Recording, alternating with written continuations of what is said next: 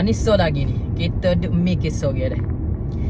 Kita gingai mula-mula ni kita gingai kol Kita ngai duk mula-mula kita pergi tu boleh 3 ekor. Mula-mula kita pergi, mula-mula main kol tapi lepas tu kita pergi pula kali kedua. Sekor abuk tok makan ikan. Tok kutih walaupun sikit. Kita ni beli macam-macam, beli upai hidup, beli upai udang koyok, beli ikan selayar. Tok makan. Habis cara botol main, nyuk-nyuk main habis cara lah sendiri kata. Lepas tu terbaru-baru ni 2-3 hari minggu lepas. Kita pergi pulak.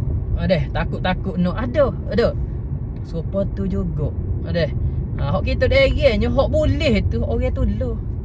Pah akak dia. Pah akak meme dia lah champion dalam kolej pada hari tu. Kita orang panggil tak tahulah. Lagu mana teknik dia guna, apa upaya rahsia dia guna.